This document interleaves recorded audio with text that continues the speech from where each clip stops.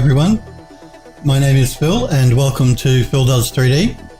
I'm a multimedia and 3D artist and I stream on Twitch weekdays from 5 PM Pacific time in the United States, 10 AM in Australia and 1 AM in the UK. So we are working on an Art Deco building interior and exterior that we're going to be making in the Unreal Engine 4.15.2. We've been working on the outside environment for that Art Deco building. So this is the actual Art Deco building we are going to take into Unreal. And we're going to do a fly through of the garden outside and then into the building and then back out again. Similar to the one that I did back in 2011 when I used the UDK version of Unreal 3. We've taken some of our assets for the interior into the engine already. We haven't actually taken the main building in yet though. What we've been working on recently, last week, was the environment for the building in Unreal. So we've been setting up our outside environment here that surrounds the building. So we'll just go through a couple of those bookmarks and have a look at that. Do remember guys, if you've got any questions or anything you're not sure about, please feel free to pop into chat and ask me. If I can help, I'm happy to try. If you want to pop in and say hello, that's always welcome. If all you want to do is watch, that's completely fine. Just going to grab a quick drink guys, I got a bit of a dry mouth.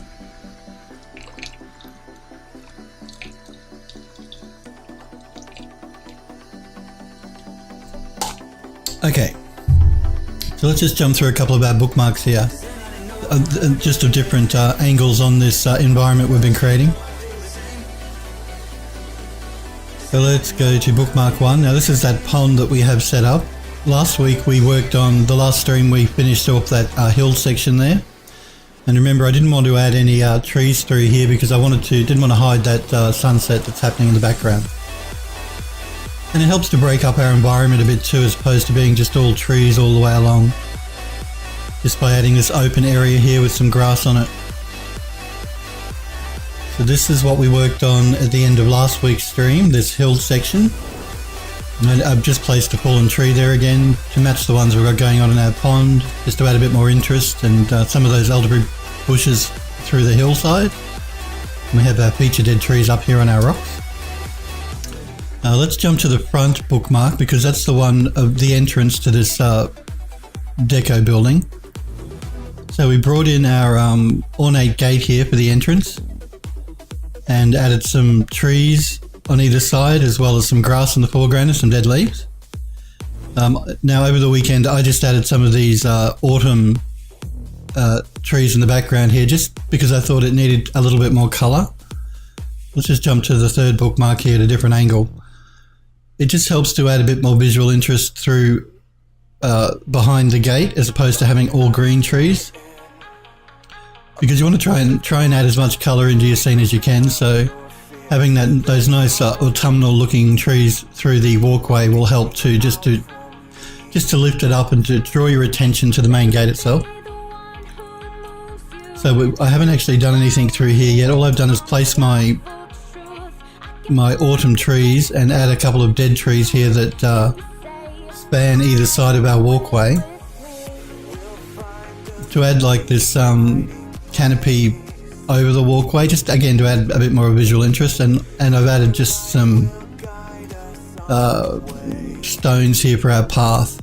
So we're going to be working I think today on the sides here to get them all looking pretty. What I'm going to do I think is I might just turn off exponential height fog here just so it doesn't get in the way while we're working. So let's do that first. Exponential height fog, where are you? I may actually start grouping some of these into folders to make it easier for me to find stuff. There we go. Just going to switch off the height fog. Not that one. So we can get a better look at what's going on. Alright, so I'm not going to take texture up or add plants to the background here because our camera is never going to be facing in this direction. We're going to start our camera here and we're going to start flying our camera through the gate and up the path here when we do our cinematic. Let's add a bit more interest in our entry here. think what we might do is we might start with just adding a bit more height to some of the landscape through here. It just looks a bit flat. I kept it flat on purpose because I knew I wanted to put a path through here, and I wasn't sure of what the texture was I was going to use or how the path was going to flow. But now that I've placed our path in, I'm going to start just adding a bit of height to the terrain on the sides here, and that'll help just define the pathway a bit better. So we'll go into our landscape tool. I'm into sculpt.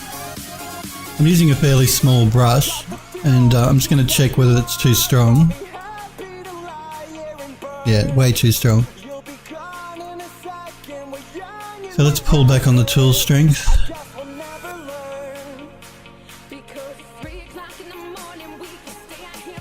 And that's not too bad. You'll see our lighting, it'll affect our lighting. We'll have to rebuild the lighting once we're finished doing our plants through here. And I'm just pulling up here and there on the sides here of the path. Again, just to add a bit more interest. It'll help to make the grass look more natural and more interesting when we place grass through here, if there's a bit of undulation to the terrain.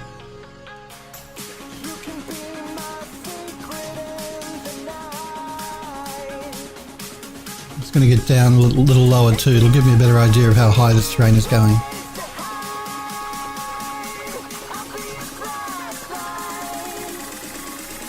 I'm just going to start following our pathway here on either side just to lift up the terrain a little bit.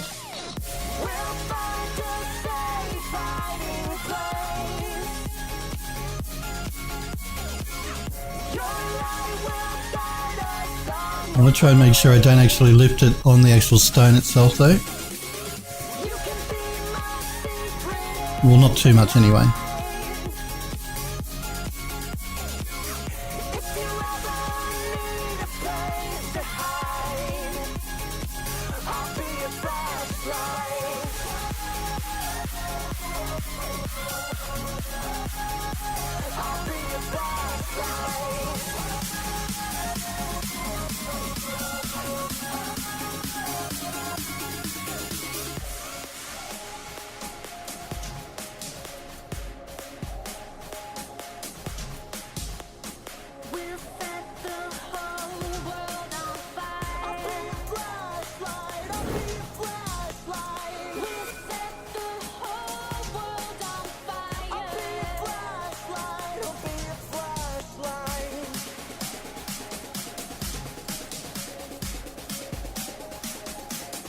If I look back, you can see what that's done. I've just slightly lifted the terrain either side of the track or the path.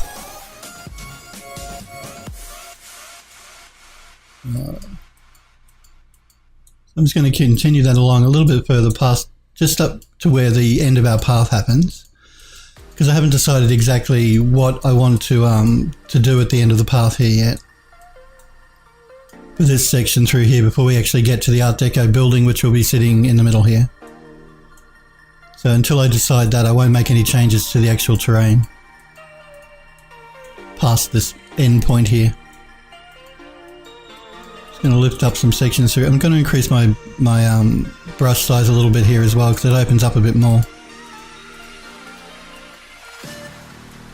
And again, this is just so that the grass, when I place it down, has a more interesting look to it.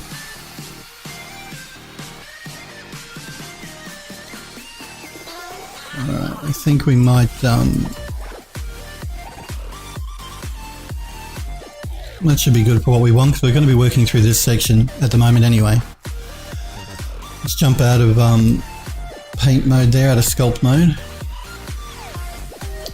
Now I think the first thing I might do is I'm looking down our path, and I think if we have something through here could look interesting, and I'm thinking of like a raised small terrace where people would walk up, go along and then walk back down again, just to break up our entryway here from our main gate.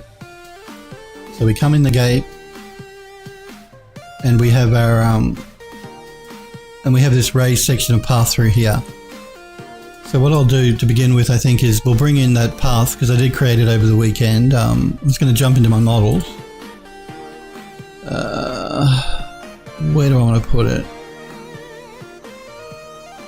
And I actually place it in the terrain subfolder. That way I keep everything organized. Let's import that terrace section in. Past steps, I think is what I called it. Past steps complete. I'm pretty sure that's the one. We'll find out in a minute.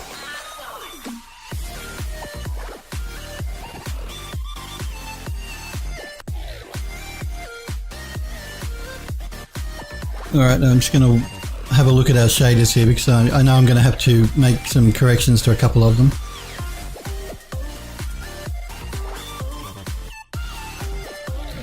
Let's look at this one to begin with.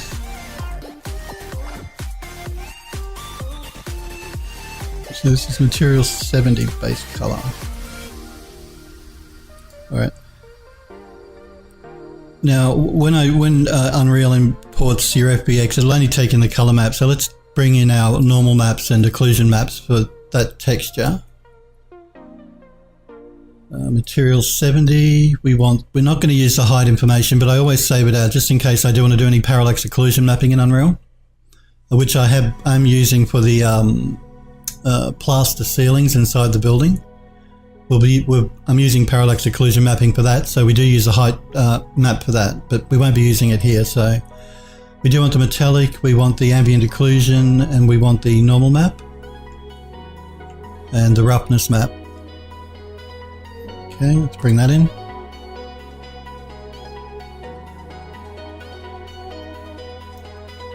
And let's just pull those into our texture here, our material shader. So we want metallic, ambient occlusion, and normal, and roughness. And let's get ourselves organized.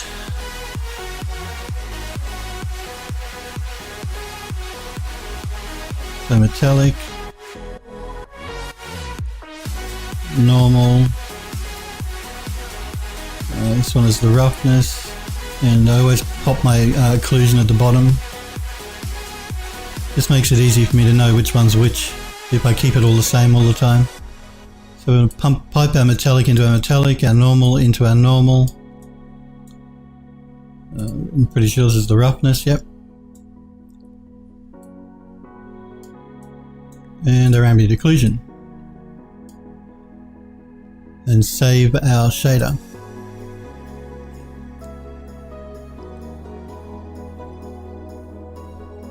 Okay.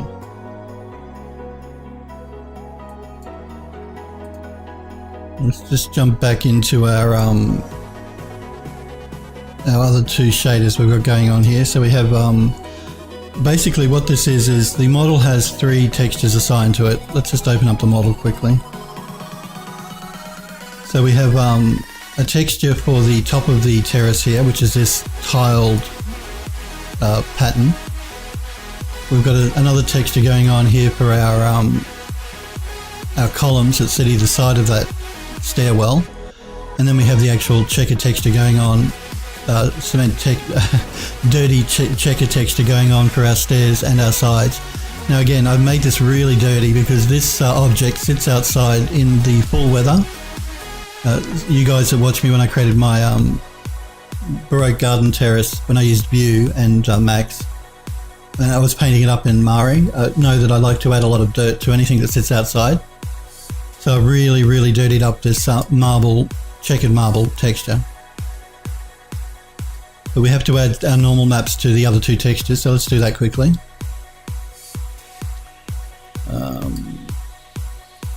This one is using material 48.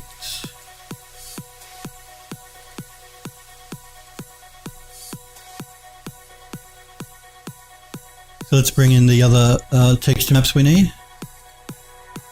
I'll rename these names from material 48 once we get them into Unreal, because otherwise it's going to be really hard for us to work out exactly what material 120 or 106 or 70 means. So we want the metallic,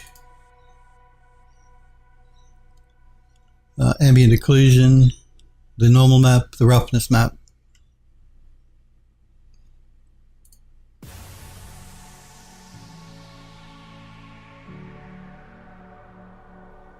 Okay, let's pull those ones into our shader. So, metallic, ambient occlusion, normal and roughness.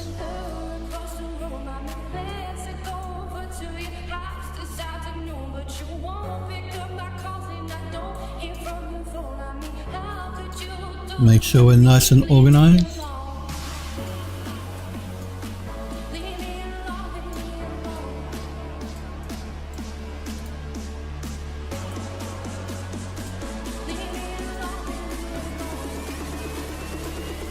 Now I installed the new, let's just talk quickly about Substance Painter, just because I want to explain why these are all separate textures.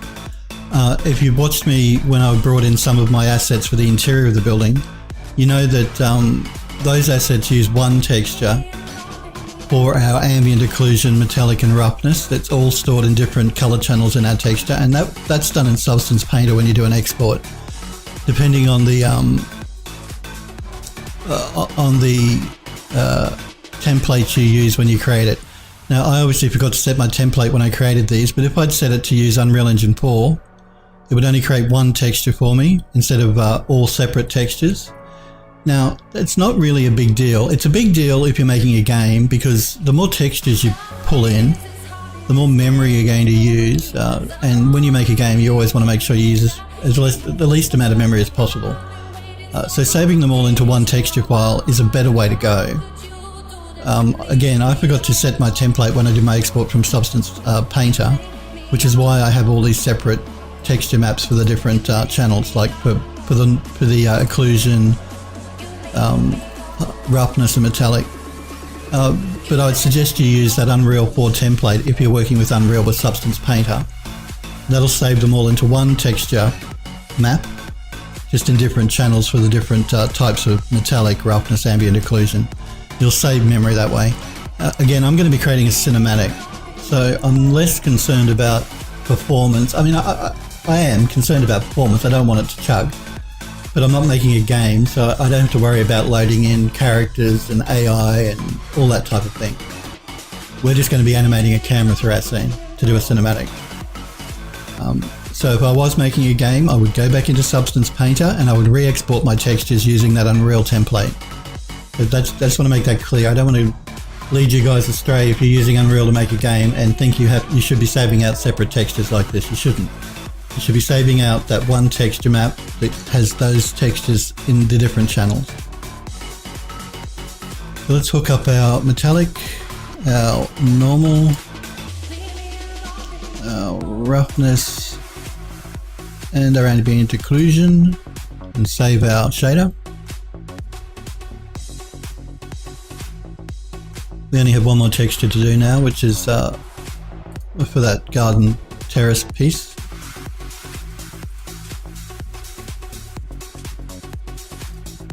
And this one is Steppe's base. Okay.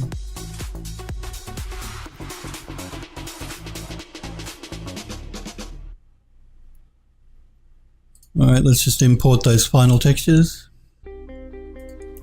So we want the ambient occlusion. Now these step space weren't actually textured in Substance Painter. I did these in Max, 3D Studio Max. So they won't have a metallic or a roughness map, because I use Knald, K-N-A-L-D, to create my ambient occlusion and normal maps for just this specific texture. So I'm going to bring in the ambient occlusion and the normal map. Again, Knald, I save out the height map, but I never use the height unless I'm using parallax mapping. So we're going to take in the normal and the ambient occlusion.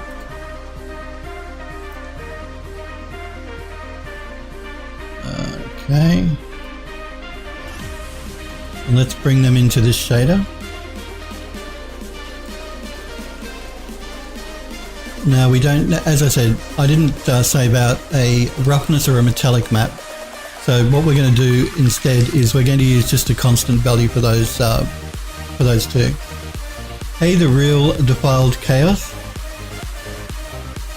is asking that floor, is it terrain or modular pieces? It's a terrain. So it's a landscape created in, let me just save this shader and we'll pull back up. Actually, thank you too for following my channel, dude. I appreciate it. let's just pull up here quickly. This is actually a small terrain created in Unreal using a height map that I saved out from Eon View. So I created a height map in Eon View. So I molded my terrain in Eon View, saved out a height map from that program, and I brought that into Unreal, and I'm using a terrain in Unreal. Everything going on in the middle here is going to be deleted. This is all just temporary. As I brought my assets in, I placed them here to check that they were looking right, because this is where our Deco building here is going to be placed. So all of that's going to be removed when we start building our building. But yeah, the floor here, if this is what you're referring to, it's a terrain in Unreal. Okay, let's jump back into our shader and hook up our normal and our ambient occlusion.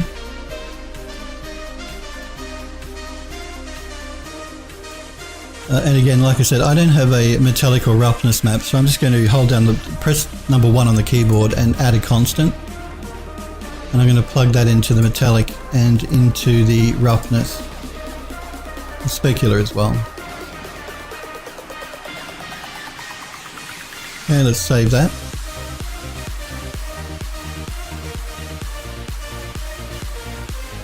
Okay, now I'm just going to quickly open up our mesh again to have a quick look at it to make sure it's all looking correct.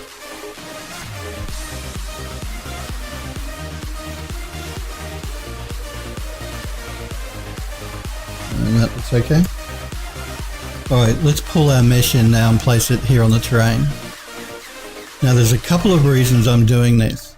I wasn't going to point it out initially, but you may run into this problem yourself with Unreal. If you have a look at our terrain here, you see there's this line happening. Now that's a line between two different sections of the terrain. The Unreal terrain is made up of like these squares, large squares. And this is an error happening in the lighting between one square and the next, along our seam there. Now that's not a problem with the terrain, it's not a problem with the texture, it's a problem with the lighting, because I'm using dynamic movable direct light and a static skylight. If I change my skylight to movable, that would fix that problem we're seeing here with our shadowing line. But I don't want to make my skylight movable because I'm going to be creating a building that we're going to be going inside of. And a side effect of making a skylight movable is it can mess up the lighting inside of objects like a building. So if you were just making a terrain here where you weren't going to be going inside a building at all, you can make your skylight movable and that will fix that shadowing problem. But I can't do that, like I said, so I'm going to cover it basically. And you notice here that once you place actual foliage on top of the object, it completely covers it. So the real defied chaos. Could you show me please how you built that building and the UV unwraps? Oh, if they're modular walls. You're always confused with texturing modular. How do you line up UVs to tile properly? No, that's fine. Dude, I'm on Twitch to actually help you guys as much as I can. I mean, I don't know everything. I have worked in games development in the past, and I do ArchViz now for work, but I still do game stuff as well. Now, the building in Unreal is not modular. Let's jump into Max. It looks modular because I've broken the walls, basically. I have the front, the back, the two sides, and the roof. This is not a modular building though. I am going to be using modular pieces inside the building for things like these wall panels and things like that. They're going to be modular, sitting beside each other, but the building itself is not modular. As far as the texture map for the building goes, I'm just going to open up my material editor here and see if I can find where the actual texture for that building is.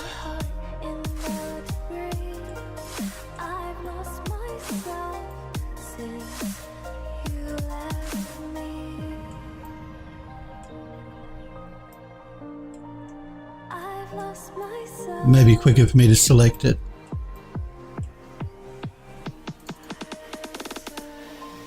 No. Okay, here are the textures for the building. Let's just open up one of them.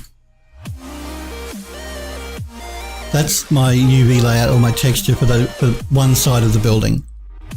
Now the building is using the same texture for the left side as the right side, and the same texture for the front as the back, because they're both identical.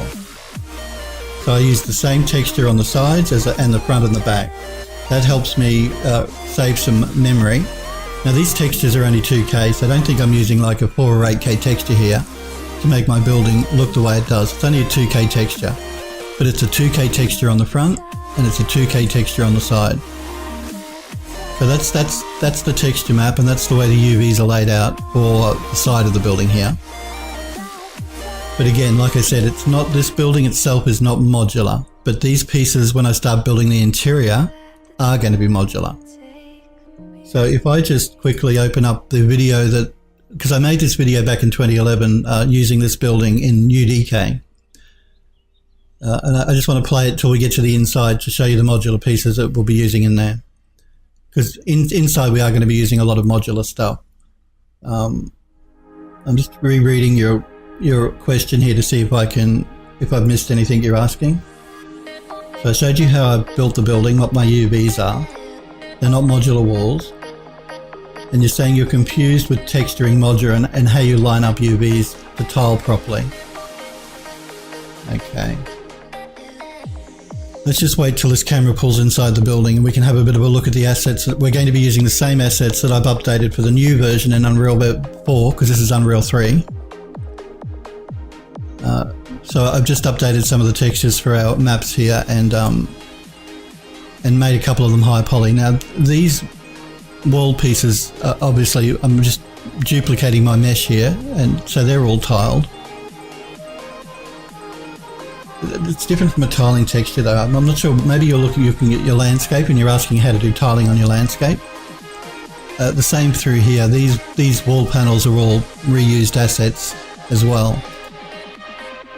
And again, no, this is version 3 of Unreal, so UDK, so it was 6 years ago.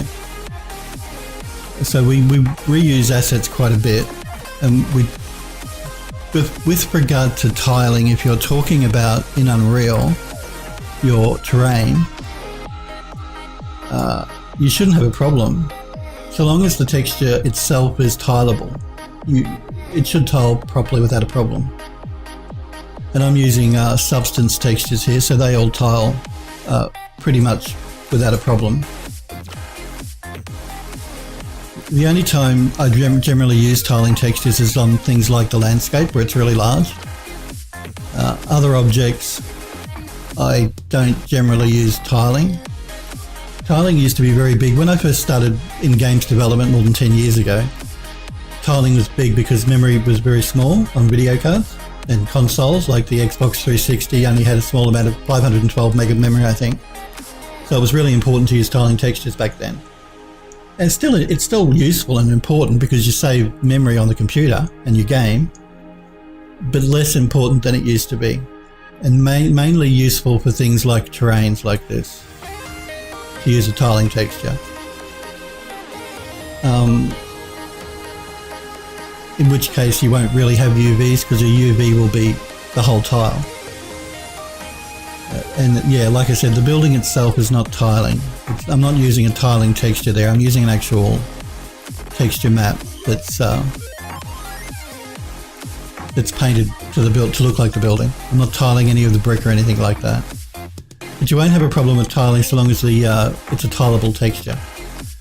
And that's easy to create in Photoshop if you use Photoshop, because they've got a filter called Offset, which you can use to help you make a tiling texture if you want to make your own. I can certainly go in and show you all that, or you guys that, if you're interested in that. I hope that answered your question. If there's anything that you're still not sure about, or if I haven't answered the question properly, please feel free to pop in the chat and ask me again. Like I said, guys, I'm here to talk to you and to help you, so I'm not here just to work on my own stuff. So if you do have something you want to ask, please feel free to pop in and ask me. So yeah, this shadowing line, like I said, if you used a movable skylight in Unreal, that would go away. The Real Divide Chaos is saying, I just always thought modular had to tile to line up, say when two wall pieces are put together. They do. And do all different walls have their own unique planar map, as in multiple textures on one model? Oh, I'm glad my advice is great. Let me just reread your question again. I want to make sure I get it right for you. You always thought that modular had to tile to line up. Yeah, well, that's true. Modular. We have to define what you mean by modular. Now, what I mean by modular are things like our pieces here that we're using basically for our we're going to be using inside the building for our railings. These are what I call modular, because I'm reusing the same asset again and again. Or things like this wall panel here.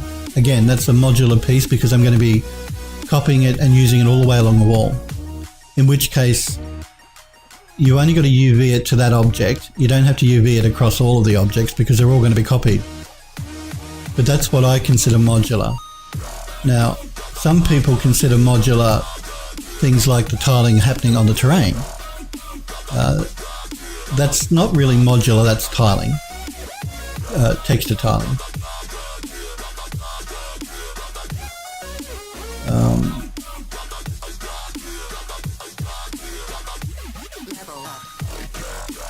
Really for walls and props. Okay, so you want to know about walls in a building. All right. If you want to save memory and you want to do a tileable texture on a wall in a building, you in your 3D program. So let's jump into Max quickly here. If you create a wall in Max, so you've got a long rectangle that you want to put a tileable texture on for your wall inside of Unreal. I'm assuming that's maybe what you mean. So, you know, you have your rectangle for your wall. You're using a small texture of brick that you want to tile all the way along your wall and bring that into Unreal as one really long wall. Then you have to make sure that your brick texture is tileable. So when you put them all next to each other, they match up. You do that in Photoshop. You don't do it, it's nothing to do with the UVs. And the UV map you use for that long section of wall, you UV as one object. You don't UV it for each individual tile. So you just put one UV map on the entire wall, assign your small tiling texture, and then tile it however many times you want, and then bring that asset into Unreal that way. So if you're doing it if you mean walls, tileable walls, textures for walls, the most important thing is to make sure the texture is tiling correctly, so that when you're in Photoshop or whatever 3D paint program you use, when you copy your texture and place them all next to each other, that they all blend together. And the best way in Photoshop to do that is to use an offset filter. It's built in, it comes standard with Photoshop. It always has, regardless of what version of Photoshop you use, to make your tiling texture. So yeah, the UVs are not important. It's the texture map itself to make sure it tiles seamlessly. You'd still UV it as one object if that was what you were trying to do for a wall. Personally, I mean, that's a good way to go, as opposed to using sections of wall and placing them all next to each other in Unreal, because you can get lighting problems like you're seeing on the terrain here. If you do it that way in Unreal, then you can start getting these texture shadowing lines if you're not careful. If you're using wall sections and putting them next to each other. I'm not going to have that problem with my wall sections because they're actual 3D geometry, and they're meant to look like there's a gap between them anyway. But yeah, so if it's a long section of wall that you're putting a tiling texture on, the most important thing is to make sure that the texture itself is tileable. The UVs, you'd still UV that wall section as one UV, just with a tileable texture on it. Again, I hope I haven't confused you too much. Let's bring our path steps in, I think. So now it's a bit small. So again, I'm going to get around that problem by actually hiding that shadow line. And if you ran into, if you were using separate wall sections and you were getting these shadow lines, you could do a similar sort of thing that way. You could cover up the joins with a column or with something like that. Let's scale our piece of geometry up here.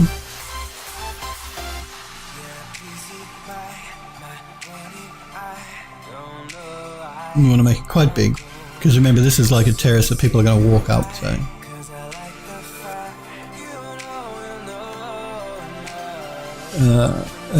The real Divide Chaos is asking, is using UV box mapping a good way with multi-sub-object materials applied? Using UV box mapping with multi-sub-object material. He says he thinks he's overcomplicating it. I think he may be as well. Box mapping is used wherever it is appropriate. All different sorts of mapping is used in the games industry. Box mapping, cylindrical mapping, pelt mapping, flatten mapping. I use flatten mapping quite a bit. No, but box mapping is a valid way to do it for sure. So that's not a problem. Using box mapping is not a problem. The only thing you've got to be careful of in Unreal is you don't have any overlapping UVs, because otherwise you're going to get shadowing problems on your mesh when you bring it into Unreal. But no, box mapping is certainly a way to go. Particularly multi-sub-object really makes no difference. They can be box mapped.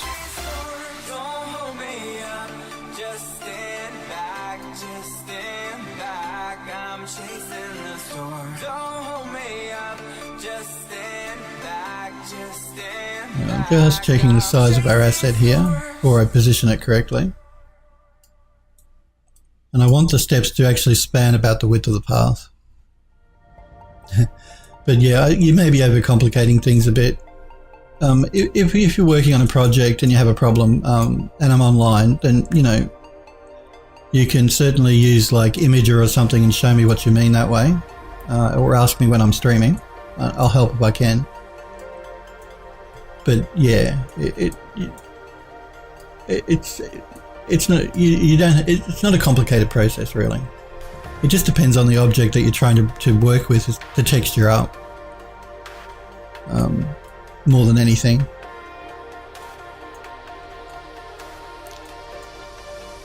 Okay, so now I'm just going to make sure that my little terrace here is actually sitting correctly as far as the angle goes. I may rotate it just a little bit.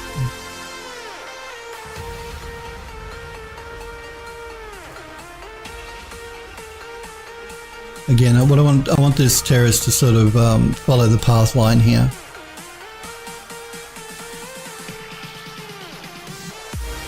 I may just sink it down into the terrain just a little bit more.